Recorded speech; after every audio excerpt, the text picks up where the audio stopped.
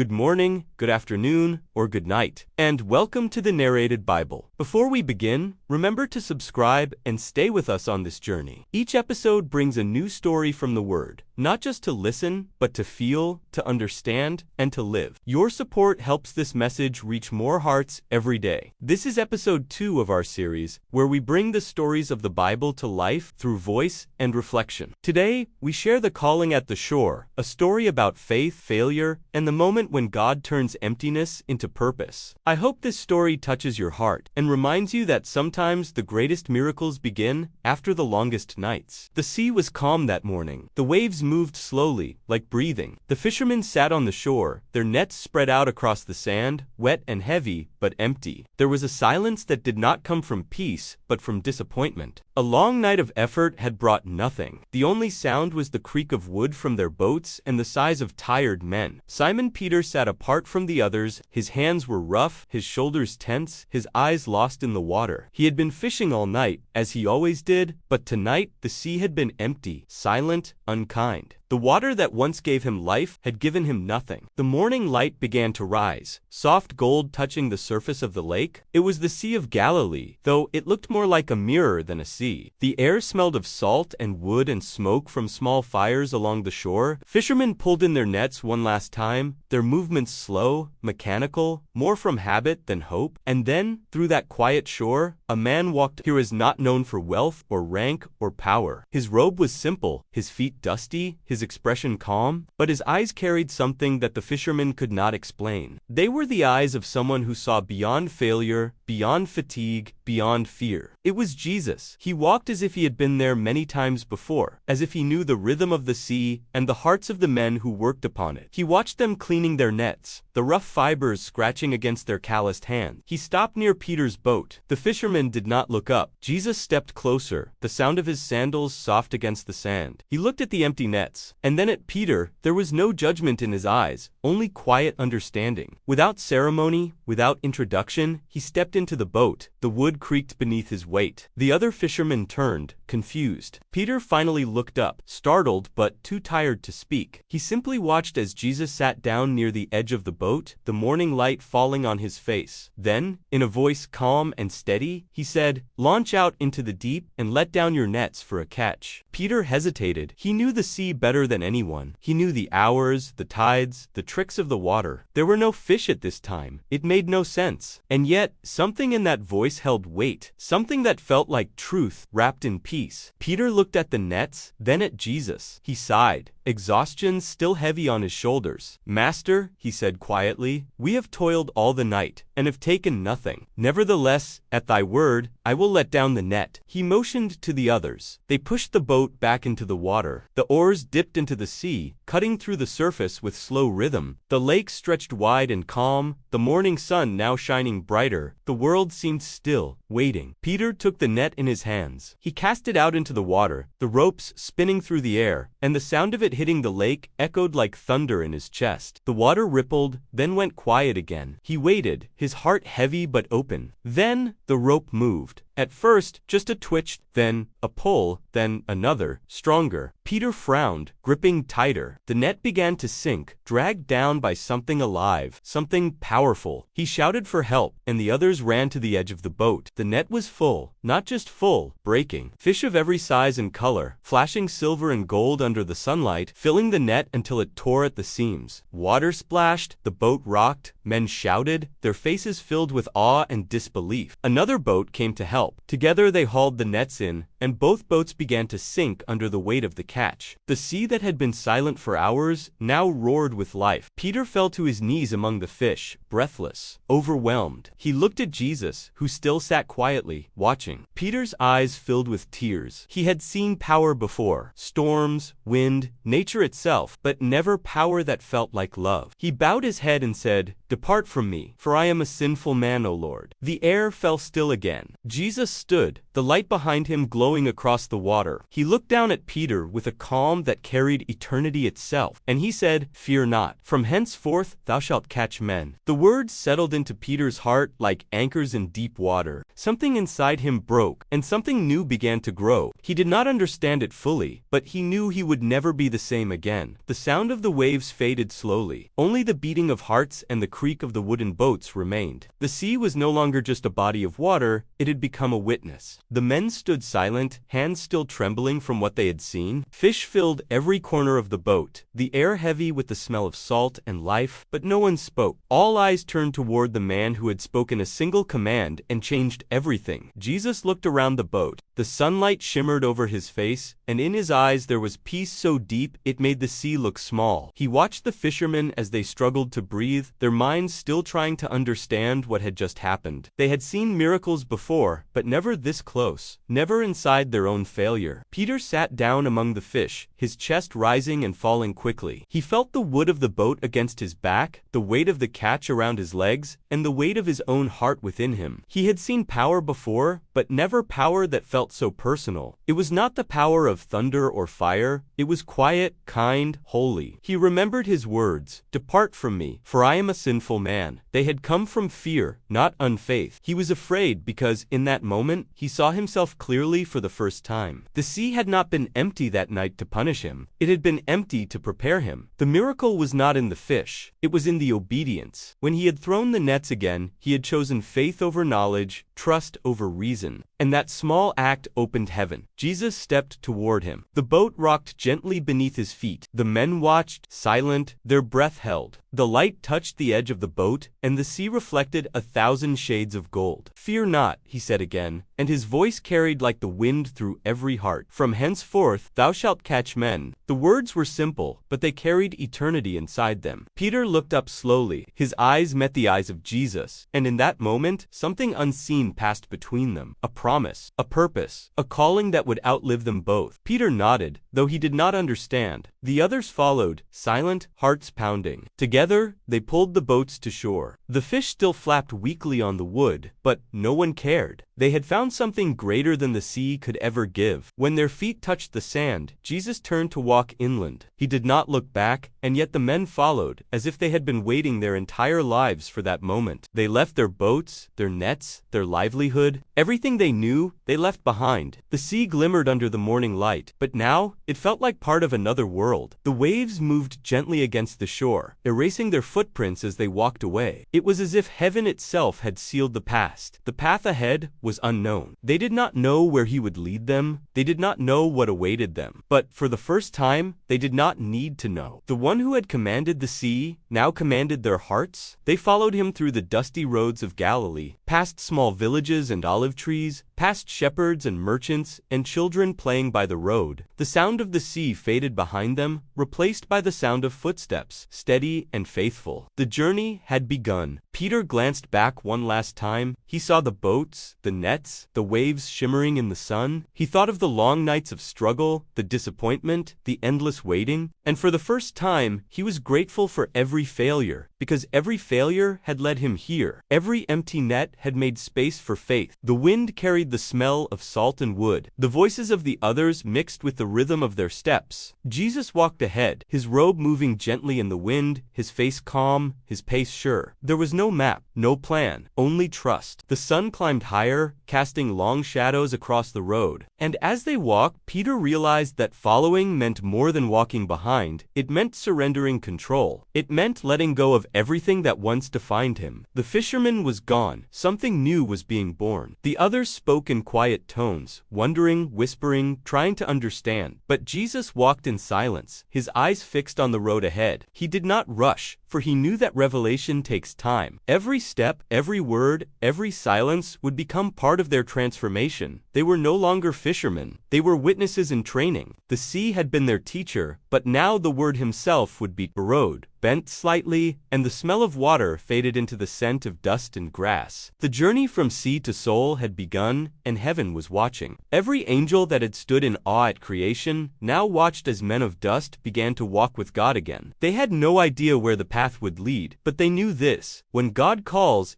even the shore becomes holy ground. The road stretched before them like a ribbon of dust and light. The sun climbed higher, the morning fading into afternoon. They walked without haste, but with purpose. Every sound, from the crunch of stones underfoot to the distant calls of birds, felt alive with meaning. The men followed Jesus closely. Some spoke in low voices, others walked in silence. They did not yet understand who he truly was, but they knew enough to trust him. Each step carried both fear and fascination. Jesus walked at a steady pace, the folds of his robe brushing against the dry grass. His presence carried peace, a calm so deep it seemed to silence the world around him. He did not look back, but each time he slowed his pace, the others felt seen, included, protected. The landscape changed as they moved inland. The sea was gone, replaced by hills and small fields. Olive trees dotted the slopes, their silver leaves shimmering in the breeze. Farmers worked the soil. Children chased each other along the paths. Women carried baskets toward the market. Life moved on, unaware that the Messiah had just walked by.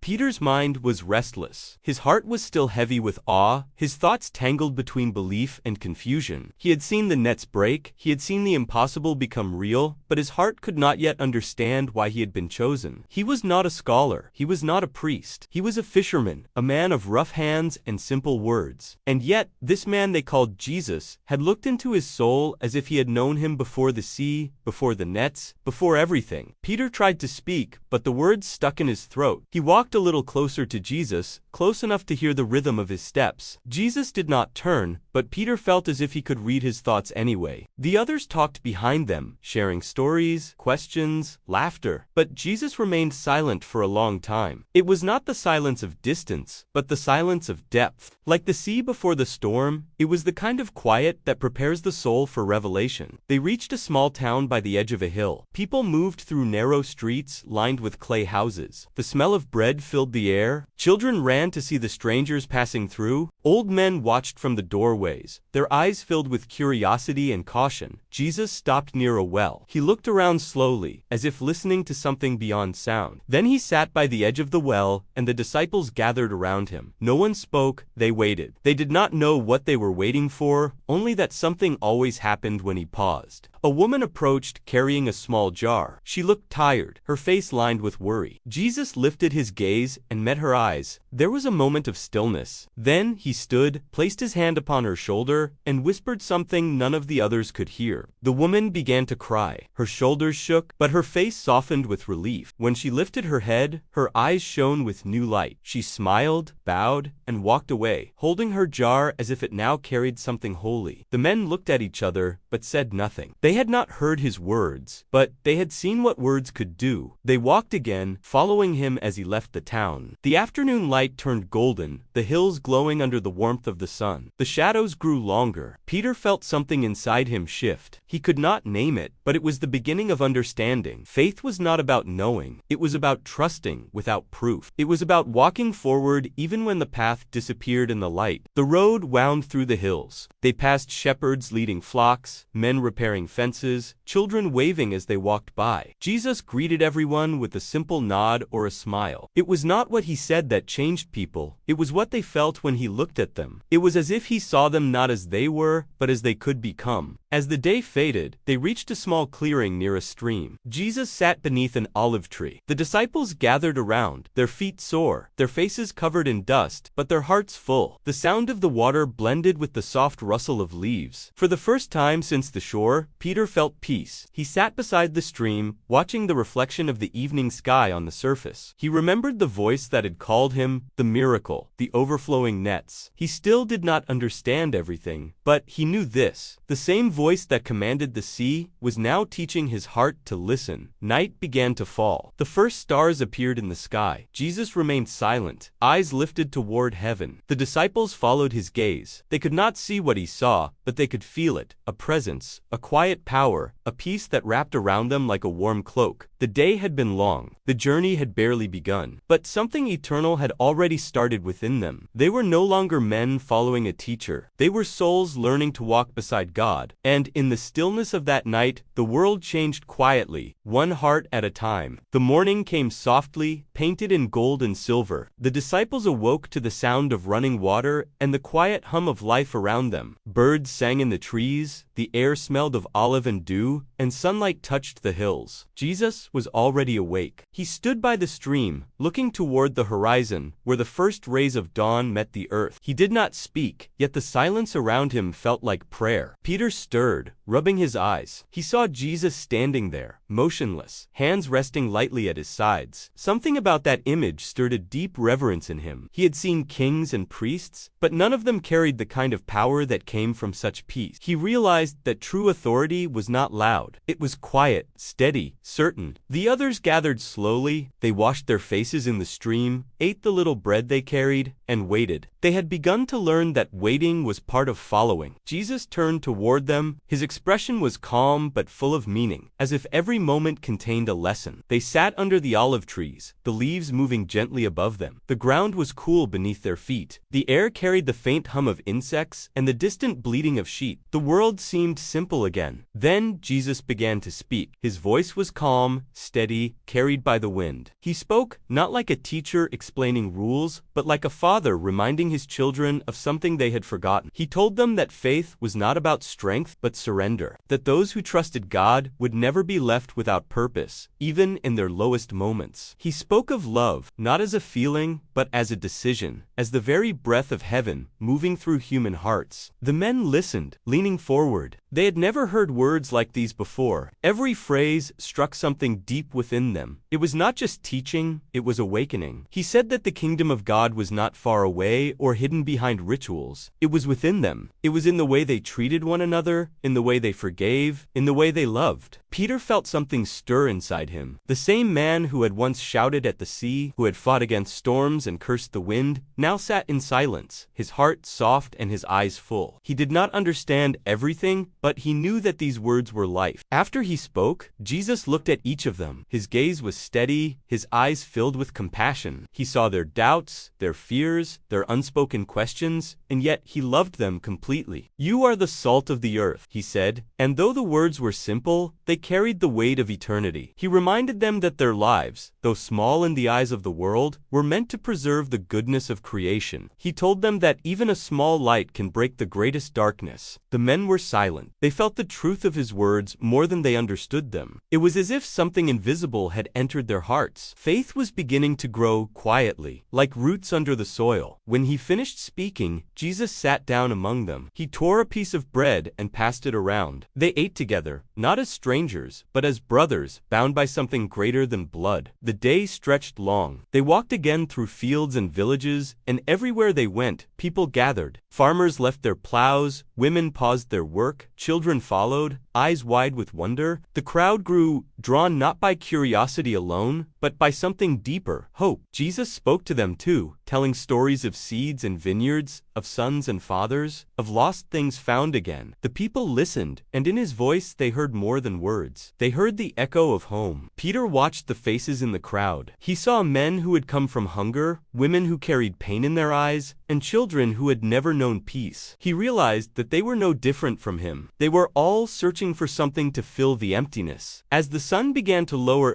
Jesus stopped and looked across the people gathered around him. The light caught his face, and, for a moment, it seemed that heaven itself leaned closer. He spoke again, and his words fell over them like rain after drought. "Come unto me, all that labor and are heavy laden, and I will give you rest." A hush fell over the crowd. Even the wind seemed to hold its breath. Those words were not for the ears alone. They were for the soul, the kind of truth that stays long after sound fades. Peter felt tears rise, not from sadness, but from relief. He understood then that this was why he had been called, not to chase miracles, but to learn peace, not to catch fish, but to heal hearts. The crowd dispersed slowly. Some lingered, unwilling to leave the presence they felt. The disciples gathered close again, walking behind Jesus as twilight fell. The road stretched ahead, quiet and long, but it no longer felt uncertain. Every step now carried purpose. They did not know it yet, but these days beside him were preparing them for the days when they would walk alone. The voice that spoke to them by the sea was shaping the voices that would one day speak to the world. The sun sun disappeared behind the hills, and night returned with its cool calm. The stars blinked awake, one by one. They camped once more beneath the open sky. And as sleep slowly claimed them, Peter whispered a single thought that had begun to take root in him. The sea was only the beginning. The real journey had just begun. The next day began with movement. Before the light had fully risen, people were already gathering near the place where Jesus rested. Word had spread through the villages. They spoke of the teacher who healed with a touch, of the man who spoke and the sea obeyed. Every path seemed to lead to him. By the time the sun climbed over the hills, a crowd had formed. Men carried the sick on blankets, mothers held children in their arms, old men leaned on staffs, and young ones came running with questions burning in their hearts. The air was filled with murmurs, hope, and the sound of footsteps. The disciples watched in awe as more and more people came. They had seen the sea obey him, but now they would see hearts obey as well. Jesus stood at the center of the crowd. He did not raise his voice, yet everyone could hear him. His words carried weight, not because they were loud, but because they were true. He spoke of mercy, of forgiveness, of the heart of God that never grows tired of loving. He told them that the Father was not far away in temples, but near, as close as breath itself. Every sentence seemed to uncover a forgotten part of their souls. Then a cry broke through the crowd. A man was being carried forward. His body was twisted, his face pale. His friends brought him near, but the crowd was so thick they could not reach Jesus. They called out, but their voices were lost among the noise. Without hesitation, Jesus moved through the crowd. People stepped aside as he passed, as if drawn by an unseen force. He reached the man and knelt beside him. The noise around them faded. Time seemed to slow. Even the wind went still. Jesus placed his hand gently on the man's chest. The man's eyes fluttered open, and for a moment they met. There was fear there, but also hope, fragile and trembling. Jesus did not speak many words. He simply looked at him, and in that look, there was healing. The man's body began to straighten. The tension left his face. His breath came easier. A quiet gasp ran through the crowd. He sat up slowly, then stood. The blanket that had carried him fell away. His friends wept, and the people began to shout in wonder. The man raised his hands to the sky. He laughed. A sound that broke through the noise like a song. He could walk, he could stand, he was free. The disciples stood frozen. They had believed before, but now belief had become sight. Peter's eyes filled with tears. He had seen the sea filled with fish, but this was different. This was life returning where there had been none. This was creation speaking again through the voice of its maker. Jesus stepped back, watching as the man embraced his friends. He smiled softly, but his eyes were distant, as if already seeing beyond the moment, beyond the miracle itself. Because the miracle was never the point. It was the message inside it that mattered. Every healing, every word, every act was a reflection of the heart of God, a reminder that the Creator had not forgotten his creation. The crowd pressed closer. More came forward, the blind, the broken, the desperate. And Jesus did not turn any of them away. He touched the eyes of a man who had never seen light, and for the first time, that man saw the sun. He laid his hand on a child burning with fever, and the child opened her eyes and smiled. He spoke peace over a woman whose mind was tormented, and she fell to her knees, free and whole again. The people wept. They shouted praises. Some fell to the ground, some raised their hands to the sky. Everywhere there was motion, sound, life. It was as if heaven had opened and spilled over the earth. The disciples tried to keep order, but it was impossible. The crowd had become a sea, and he was the calm in its center. They could feel the presence of something greater than understanding, a holiness so real it made their hearts tremble. When the last of the sick had been healed, Jesus turned and walked toward a nearby hill. The crowd followed, but he raised his hand gently, and they stopped. He climbed alone to the top, and there he sat, looking out over the multitude below. The disciples followed at a distance. Peter was the first to reach him. He stood beside Jesus, watching the people who still lingered, their faces turned upward, glowing in the evening light. "Why do they follow you, Lord?" he asked quietly, his voice full of wonder. Jesus did not answer at once. He watched the horizon, the sky painted in fire and gold. Then he said, "Because they are hungry, Peter. water, and I am their bread." Peter did not speak. He looked again at the people, and he understood. They were not just hungry for food or healing. They were hungry for meaning, for forgiveness, for something that could make the emptiness make sense. They had spent their lives searching, and now they had found the one who was searching for them. The sun sank behind the hills. The crowd slowly began to disperse. The air cooled, and the world grew quiet again. Jesus remained seated, eyes fixed on the last rays of light fading from the sky. The disciples sat with him in silence. No one dared speak. They knew they were part of something eternal. The night fell. The stars appeared one by one, bright and close, as if heaven was leaning nearer. Jesus finally turned to them, his voice soft but steady. "You have seen what faith can do," he said, "but this is only the beginning. There will come days when the crowd is gone, and you will stand alone. In those days, remember this: the same light that shines on the hill will shine within you." Peter nodded slowly. He did not fully understand, but he knew he would never forget. The hill, the people, the silence, all of it had carved itself into his soul. The fisherman who once feared empty nets now feared only an empty heart. And as the wind moved through the grass, he realized that this journey was not about following footsteps, but about becoming light. Night settled over the hills like a soft blanket, and the road shone pale under the starlight. The crowd had gone, the noise had faded, and only the sound of sandals on earth remained. Jesus walked ahead with a steady rhythm, and the disciples followed, weary in body, yet newly awake in spirit. The air was cool, carrying the scent of grass and stone, and the sky was wide and alive with constellations that seemed close enough to touch. Peter kept his eyes on the ground at first, watching his steps, listening to the quiet. His heart still pounded with the memory of the morning on the shore, the weight of fish, the shock of obedience rewarded. Then the afternoon returned to his mind, the healing, the cries, the sudden hush when hope became real in front of them all. He felt as if a door had opened inside him, and a light he could not explain had begun to grow. They reached a rise where the land curved gently downward, and Jesus paused. He turned and looked at them, not with the gaze of a master measuring students, but with the affection of a father counting his sons. No one asked a question, yet every face held the same need. "Teach us how to live now," their eyes said. "Teach us how to carry what we have seen." They sat on the ground, forming a quiet circle, while the wind moved the grass in slow waves. The stars watched in silence. Jesus spoke softly, the kind of voice that does not command attention, yet receives it without effort. He told them that calling was not a path of comfort, but a path of clarity. He told them that greatness in the kingdom did not begin at the top.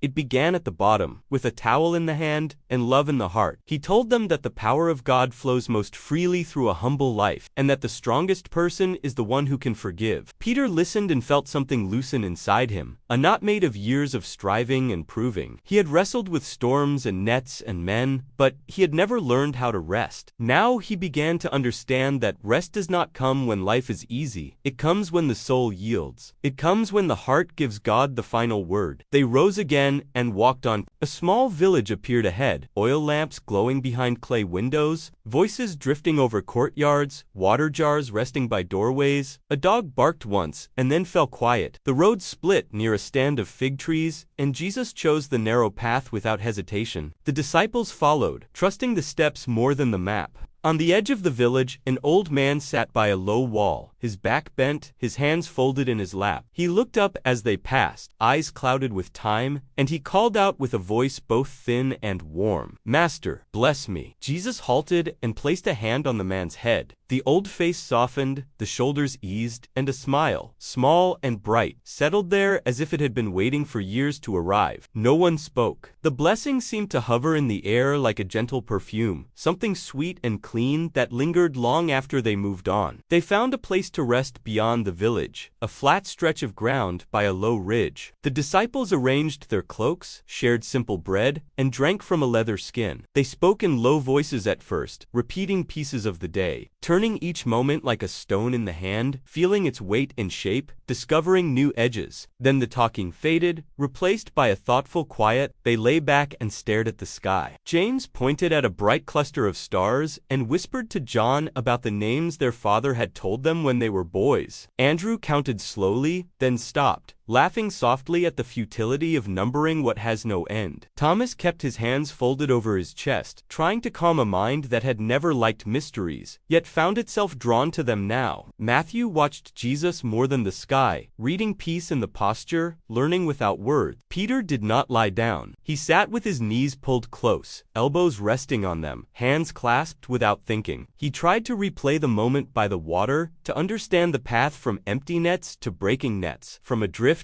to anchored, from shame to surrender. He found no formula, no sequence, only a truth that was simple and alive. At thy word, that was all. At thy word. The night deepened. A cool wind moved over the ridge and across the camp, carrying the scent of the lake, though it was now far behind them. Peter closed his eyes and let the breeze pass through him. He felt lighter than he had in years, not because his burdens had vanished, but because they no longer belonged to him alone. He had placed them in stronger hands. Jesus rose, walked a few steps away, and stood on the edge of the starlit slope. His silhouette was still, his head tilted as if listening to a voice that required no sound. Peter watched and felt a quiet courage lift within him. He understood that following was not merely movement, it was attention. It was noticing how the Master stood, how the Master paused, how the Master breathed, how the Master loved. It was becoming what he beheld. Near midnight, a traveler came along the path, lantern low, steps careful. He slowed when he saw them resting there, then bowed his head and continued, encouraged by the safety of company, comforted by the presence of a peace he could not name. The disciples fell asleep, one by one, dreams carrying them over water and hills. Peter stayed awake a little longer, whispering the raw prayer of a new heart. Lead me, change me, make me more than what I have always been. When morning finally drew its first line of silver across the horizon, the camp stirred. Jesus returned to the center of the circle, and the men sat up slowly, rubbing sleep from their eyes, pulling cloaks around their shoulders. No one asked where they were going next. The question had begun to lose its old urgency, replaced by a deeper trust. Where he is, there is purpose. That was enough. They walked again. The sun climbed, the fields brightened, and the world woke to the ordinary grace of a new day. They passed vineyards and small plots of barley, fig trees and stone fences mended by careful hands. A shepherd lifted a hand in greeting from a hillside, his flock like white stones scattered over green. Children waved as they ran, their laughter trailing behind them like ribbons. Mothers called them back to tasks, fathers leaned on tools and watched with the thoughtful gaze of men who have learned to measure a day by simple gifts. In a meadow near a line of acacias, Jesus stopped and looked over the rising land as if searching for a sound beneath the surface of things, a rhythm that only love can hear. He sat, and the disciples gathered with the ease of those who know they are at home wherever he rests. He spoke to them again, and this time his words reached further inside, like cool water poured slowly over hot stone. He told them that they would be sent out one day, that their feet would learn the logic of roads, that their voices would carry hope into places that had forgotten the language of mercy. He said they would be like seed in the wind, small yet destined for fields they could not imagine. He warned them that storms would come, that rejection would bruise them, that nights of confusion would press hard against their resolve. He promised that none of it would be wasted, not a single step, not a single tear. He promised that the Father counted what the world ignored. Peter listened and felt no fear, only a bracing clarity, like the steadying of legs on a boat when the water changes. He realized that certainty is not the gift of faith, companionship is. He realized that understanding the map matters less than trusting the guide. He realized that obedience grows not from pressure, but from love. After they ate, they rose and moved on. They reached a small rise where the land fell away into a sweep of hills and distant blue. From there, the road split in three directions. Jesus paused, and for a breath the whole group stood still with him, bodies forming a living crossroads. Then he stepped onto the path to the left without a word, and they followed with the quiet excitement of men who no longer needed reasons to say yes. By midday, the sun grew strong, and they rested in the shade of a low stone wall. A woman came by with a jar on her shoulder, and Jesus asked if she would share a little water. She smiled at once, lowered the jar, and poured into a cup. He thanked her, and the disciples thanked her, and a small exchange of kindness watered the ground. She left walking taller than she had arrived. Peter watched and learned another lesson, the kind that never makes a headline but mends the world one thread at a time. In the late afternoon, they approached another village, A boy with a sling watched them from a roofline, curious and fearless. An elderly couple sat beneath a vine, speaking quietly, hands touching lightly. A potter turned his wheel by an open doorway, the clay rising under his skilled fingers. Life was ordinary here, and holy, and ready. Jesus entered as if returning to a place he had loved long before it existed. They crossed a square where merchants arranged baskets of figs and olives. The scent of bread filled the warm air. Jesus stopped beside a man whose arm hung twisted at his side. The man avoided his eyes, trained by years to step around attention. Jesus asked his name, and the man whispered it. The disciples stood in a halo of silence, not pushing the moment, not hurrying the mercy. Jesus touched the arm. The hand opened like a flower at dawn. A breath crossed the square, then voices rose like a tide of astonished gratitude. The man wept without shame and held his arm close, cradling it like a rescued child. They left before the crowd could become a press. The road out of the village ran between terraces of low stone and rows of olive. Shadows lengthened. Peter walked near Jesus now, not to demand answers, but to keep company with the presence that had become his compass. He thought of the first command on the water, the foolish beauty of "at thy word," and he smiled. He understood that he would return to those 3 words again and again, that they would open doors in prisons, steady him on waves, lift him after falls. At thy word, when nets are empty. At thy word, when crowds are loud. At thy word, when fear tells me to turn back. Night approached for the second time,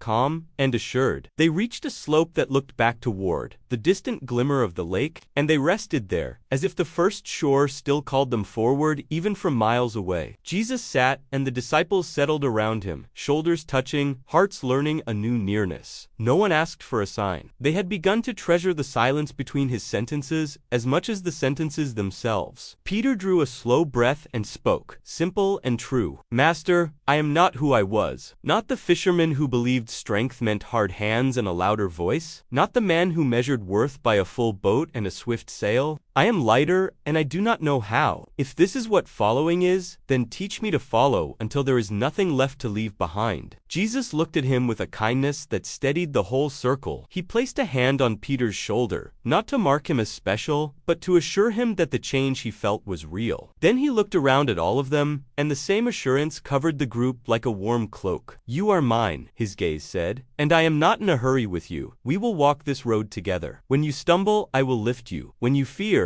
I will be near. When you cannot see, I will be your light." The stars thickened above them until the sky felt like a deep river of fire. They lay back and breathed as one. No one knew what the next day would bring, and for the first time in a long time, no one needed to know. They rested where purpose meets peace. They slept where calling meets comfort. They dreamed where heaven brushes earth, not with thunder, but with a quiet hand. At dawn, they rose. The light came over the hills in soft waves, washing the land with gold. Jesus stood, and the disciples stood. They tightened the straps of their sandals, gathered their cloaks, and faced the road. The lake was far behind now, but the lesson of the shore had come with them. Obedience is the oar that moves a life toward God. Love is the wind that fills the sail. They began to walk, and the new day opened in front of them like a scroll. Villages waited that did not yet know they were waiting. Homes would become sanctuaries. Fields would become classrooms. Tables would become altars. The sick would rise. The weary would find rest. The proud would be invited to kneel. The broken would learn to sing. The kingdom would come quietly at first, then loudly through changed lives, then quietly again through hidden faithfulness that would outlast empires. Peter glanced at Jesus and found no trace of strain in the face that carried the world. He looked ahead and felt ready, not because he was strong, but because he was with the one who never fails. He whispered the promise he meant to keep for the rest of his days. "At your word, I will go. At your word, I will stay. At your word, I will forgive. I will speak. I will be silent. I will begin again." The road curved and disappeared beyond a stand of trees, and they followed it into the bright morning. The sea was a memory. The nets were behind them. The future was a gift, held out by a steady hand. Calling had become more than a moment. It had become a life. And so ends episode 2 of the Narrated Bible, The Calling at the Shore. If this story reached your heart, stay with us. Follow this journey and share it with someone who needs hope today. Tomorrow waits for another chapter, another step, another yes. Until then, may your feet find purpose, and may your heart learn the peace that begins where obedience begins.